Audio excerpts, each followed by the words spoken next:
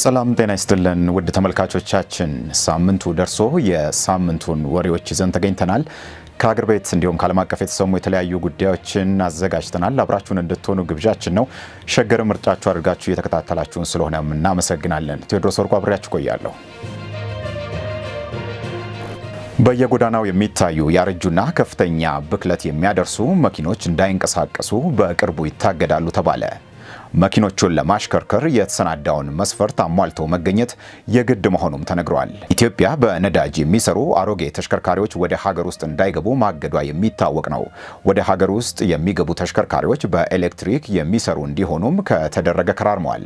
ይህንን ተከትሎ የትራንስፖርትና ሎጂስቲክስ ሚኒስቴር አዲስ ከሚገቡት በተጨማሪ በሀገር ውስጥ ያሉ አሮጌ ተሽከርካሪዎች ላይ በሂደት የሚወስደው እርምጃ ይኖራል ብሎ እንደነበር ይታወሳል። ትናንት ሐሙስ የአቪዬሽን ዘርፍን በተመለከተ ስብሰባ ላይ የተገኙት የትራንስፖርትና ሎጂስቲክስ ሚኒስትሩ ዶክተር አለሙ ስሜ ይህ ጥያቄ ተነስቶላቸው ነበር። እሳቸውም ሲመልሱ ያረጁና በካይ የሆኑ ተሽከርካሪዎችን በጎዳናው እንዳይንቀሳቀሱ የማድረግ ስራ በቅርብ ጊዜ ውስጥ ለመጀመር ዝግጅት ተጠናቋል ሲሉ ተናግረዋል። ከተሽከርካሪዎች የሚወጡ በካይ ጋዝን ለመገደብ የሚያስችል መስፈርት ወይንም ስታንዳርድ በኢትዮጵያ የደረጃዎች ባለስልጣን ወጥቷል ሲሉ ተናግረዋል። አሁን ተሽከርካሪዎቹን ለመቆጣጠር የሚያስችለው ሕግ ተጠናቋል ያሉት ሚኒስትሩ ለተሽከርካሪ ባለቤቶች የሰጠነው የመዘጋጃ የእፎይታ ጊዜም ተጠናቋል ብለዋል። በቅርብ ጊዜ ውስጥም ያረጁና በካይ ጋዝ የሚለቁ ተሽከርካሪዎችን ከጎዳናው የማስወጣት ስራ ይጀመራል ብለዋል።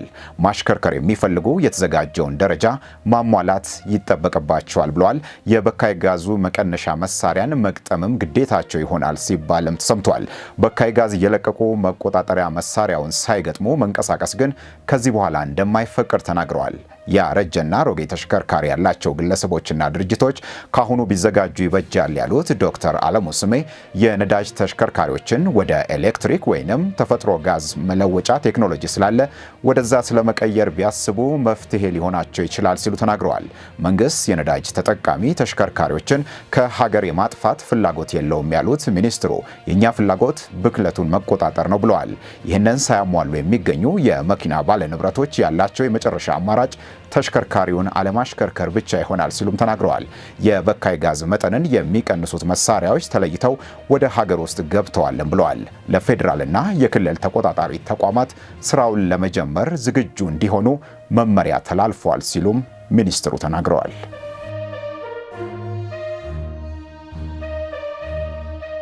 እስካሁን በማርበርግ ቫይረስ በሽታ መያዛቸው በምርመራ ተረጋግጦ ሕይወታቸው ያለፈ ሰዎች ቁጥር 8 መድረሱን የጤና ሚኒስቴር ተናገረ። የላቦራቶሪ ምርመራ ለ122 ሰዎች እስካሁን መደረጉም ተሰምቷል። በሽታው ተገኝቶባቸው ከበሽታው ማገገም የቻሉ 2 ሰዎች ብቻ ናቸው ተብሏል። በትናንትናው ዕለትም ተጨማሪ አንድ ሰው በዚህ በሽታ ሕይወቱ ማለፉ ተሰምቷል። በሌላ በኩል በማርበርግ ቫይረስ የተያዘ ሰው ከበሽታው ቢያገግምም ቫይረሱ የአይን ኮርኒያ ፈሳሽ ውስጥ እስከ 1 ዓመት ድረስ እንደሚቆይ ባለሙያዎች ተናግረዋል። በጤና ሚኒስቴር የማርበርግ ሕክምና አማካሪው ዶክተር ወልደሰንበት ዋጋነው ቫይረሱ ከታመመ ሰው ወደ ሌላ ሰው የሚተላለፈው የደም፣ የሰውነት ፈሳሽ፣ ትውከት፣ ሰገራ፣ ሽንት፣ ምራቅ፣ ላብ፣ የጡት ወተትና የብልት ፈሳሽ ጋር ንክኪ ሲኖር ነው ብለዋል። ቫይረሱ ኮርኒያ የሚባለው የአይን ክፍል ውስጥ እስከ 1 ዓመት ሊቆይ ስለሚችል በአይን ንቅለ ተከላ ወቅት ጥንቃቄ ማድረግ ይጠይቃል ብለዋል። በወንድ የዘር ፈሳሽ ውስጥም ቫይረሱ በተመሳሳይ እስከ 1 ዓመት ድረስ ሊቆይ እንደሚችልም ዶክተር ወልደሰንበት ተናግረዋል። ተገቢው ጥንቃቄ እንዲደረግም መክረዋል።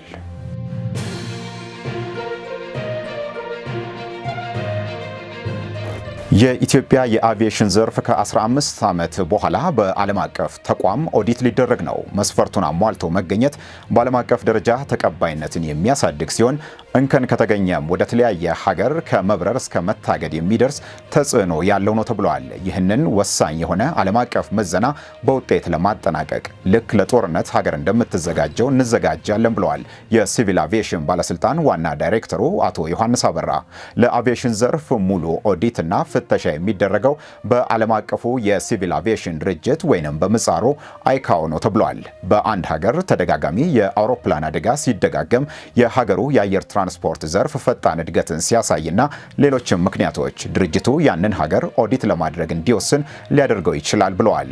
የዚህ ምዘና የብሔራዊ ዝግጅት አስተባባሪ ወይዘሪት ምስራቅ ጥላሁን በኢትዮጵያ የአቪዬሽን ዘርፍ እያሳየ ያለው ፈጣን እድገት ተቋሙ ኦዲት ለማድረግ እንዲነሳሳ አድርጎት ሊሆን ይችላል የሚል ግምት እንዳላቸው ነግረውናል። በዚህ የሙሉ ኦዲት ፍተሻ በተለይ ከደህንነት ጋር የተገናኘ ወይንም ሴፍቲ ኮንሰርን መኖሩ ከተረጋገጠ ለዛ ሀገር የአየር ትራንስፖርት ዘርፍ ብዙ አደጋን ይዞ ሊመጣ ይችላል ተብሏል።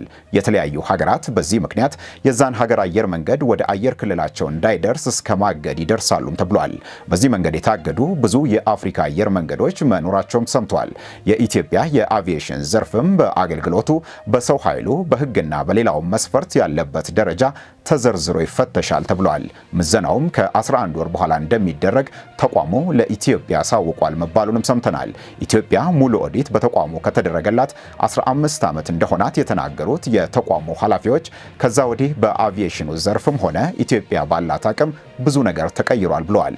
የኢትዮጵያ አየር መንገድና የግል ኦፕሬተሮች ያላቸው የአውሮፕላን ብዛት 244 ደርሷል። በቀን በኢትዮጵያ አየር ክልል የሚተላለፈው የሚነሳና የሚያርፈው በረራ ቁጥርም ከ600 በላይ መድረሱም ይነገራል። የኤርፖርቶች ቁጥርም ዓለም አቀፍ 4፣ የሀገር ውስጥ 20 መድረሳቸው የተነገረ ሲሆን ይህ ሁሉ የአቪዬሽኑ ዘርፍ በፍጥነት እያደገ መምጣቱን ያሳያል ተብሏል። ዓለም አቀፉ የሲቪል አቪዬሽን ድርጅት የኢትዮጵያን የአቪዬሽን ዘርፍ ኦዲት ለማድረግ 851 የፕሮቶኮል መመዘኛ ጥያቄዎችን ማዘጋጀቱም ተነግሯል። 66ቱ አዲስ ኢትዮጵያ ከዚህ በፊት ያልተመዘነችባቸው ጥያቄዎች ናቸው ተብሏል። 567ቱ ደግሞ በአካል ተገኝተው የተባለውን በተግባር የሚፈትሹበት መሆኑ ተነግሯል። ኢትዮጵያ ይህንን መመዘኛ በስኬት ማለፍ ከቻለች የኢትዮጵያ አየር መንገድ ተቀባይነትና ተአማኒነት ይጨምራል። ከደህንነት ጋር የተገናኘ ችግር አለ ከተባለ ግን አደጋው ብዙ ስለሆነ በደንብ መዘጋጀት ያስፈልጋል ተብሏል። የትራንስፖርትና ሎጂስቲክስ ሚኒስትሩ ዶክተር አለሙ ስሜ ዝግጅቱን የሚከታተል በሚኒስቴር መስሪያ ቤቱ የሚመራ ብሔራዊ ኮሚቴ ይቋቋማል ሲሉ ተናግረዋል። በጎርጎሮሳውያኑ አቆጣጠር በ1944 በሺካጎ የተመሰረተው ዓለም አቀፍ የሲቪል አቪዬሽን ድርጅትን ከመሰረቱ ቀዳሚ 52 ሀገራት ኢትዮጵያ አንደኛዋ ነች። ካውንስሉን በፕሬዝዳንትነት ለመምራት በዚሁ ሳምንት በተደረገ ምርጫ ጃፓናዊው ቶሺኩ ኦኑማ የተመረጡ ሲሆን ተፎካካሪያቸው የነበሩት የግብፅ ሰው ነበሩ።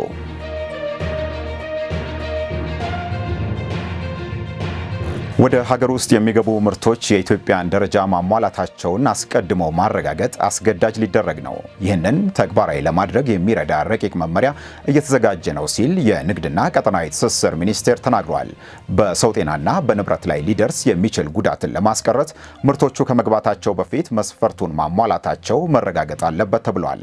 አስገዳጅ ደረጃ የወጣላቸው ገቢ ምርቶች ከ400 በላይ መሆናቸውም ተነግሯል።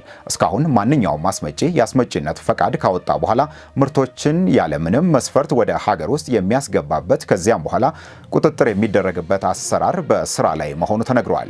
መመሪያው ከወጣ በኋላ ግን አስመጪዎች ምርቶችን ወደ ሀገር ውስጥ ከማስገባታቸው በፊት ምን አይነት ምርት ማስገባት እንደሚፈልጉ፣ በማን ኩባንያ እንደተመረተና ከየት ሀገር እንደሚመጣ አስቀድመው ማሳወቅ ይኖርባቸዋል። በተጨማሪም ዓለም አቀፍ የምርት ጥራት ያሟሉ መሆናቸውን የሚገልጽ ሰርቲፊኬት ወደ ሀገር ውስጥ በሚገቡ ምርቶች ምዝገባ ስርዓት አማካኝነት ለንግድና ቀጠናዊ ትስስር ሚኒስቴር አስቀድሞ እንዲያሳውቁ መመሪያው ያዛል። ምርቶቹ ኢትዮጵያ ውስጥ ባሉ ላቦራቶሪዎች መፈተሽ የማይችሉ ከሆኑ ከሚመጡበት ሀገር የጥራት ደረጃቸው የተረጋገጠ መሆናቸውን የሚገልጽ ሰርቲፊኬት የያዙ እንዲሆኑ ረቂቅ መመሪያው ያዛል። ከኢትዮጵያ ወደ ውጭ የሚላኩ ምርቶችም በዚሁ አካሄድ መሰረት ጥራታቸው ተረጋግጦ እንዲላኩ ይደረጋል ተብሏል።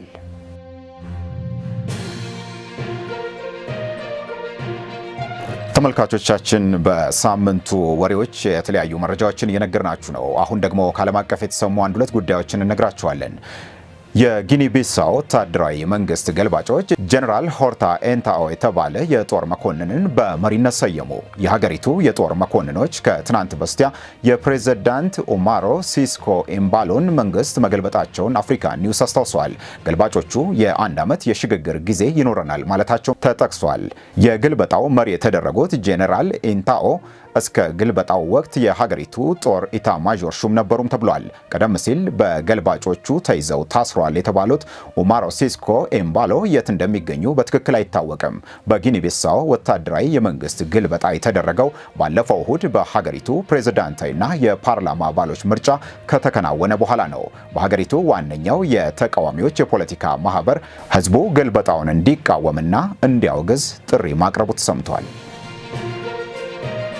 በሌላ መረጃ በጊኒ ቢሳው ዋነኛው ተቃዋሚ የፖለቲካ ማህበር ፕሬዝዳንት ኡማሮ ሲስኮ ኤምባሎ መንግስታቸውን ያስገለበጡት በሐሰት ነው አለ። የግልበጣው ሴራ ፕሬዝዳንቱ ስልጣን ላይ የሙጥኝ ብለው ለመቆየት የዘየዱት ነው ማለቱን አፍሪካ ኒውስ ጽፏል። በጊኒ ቢሳው የመንግስት ግልበጣው የተሰማው ባለፈው እሁድ ፕሬዝዳንታዊና የፓርላማ አባላት ምርጫ መደረጉን ተከትሎ ነው። በፕሬዝዳንታዊ ምርጫው ተቃዋሚውን የፖለቲካ ማህበር ወክለው የተፎካከሩት ፈርናንዶ ዲያዝ በምርጫው ያሸነፍኩት እኔ ነኝ እያሉ ነው። መፈንቅለ መንግስቱም የምርጫ ድሌን ለመንጠቅ የተዶለተ ነው ማለታቸው ተሰምቷል። ህዝቡም ግልበጣውን እንዲያወግዝና እንዲቃወም የፖለቲካ ማህበራቸው ጥሪ አቅርቧል።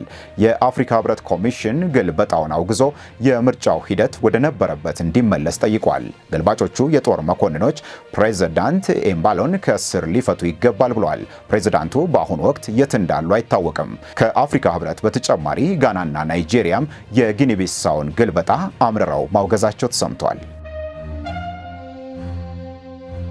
ተመልካቾቻችን የሳምንቱ ወሬዎች በዚሁ አብቅቷል። የተለያዩ ጉዳዮችን ነግረናችኋል። ስለተከታተላችሁን እናመሰግናለን። ሳምንት በሌላ መሰናዶ እንመለሳለን። ሸገርን እንድታደምጡ እንዲሁም ደግሞ በዲጂታል አማራጭ ሸገርን እንድትከታተሉ እንጋብዛለን። በፌስቡክ፣ በቴሌግራም፣ በሌሎችም የዲጂታል አማራጮች ሁሉ ታገኙናላችሁ። አብራችሁን እንድትሆኑ ግብዣችን ነው። መልካም ሳምንት።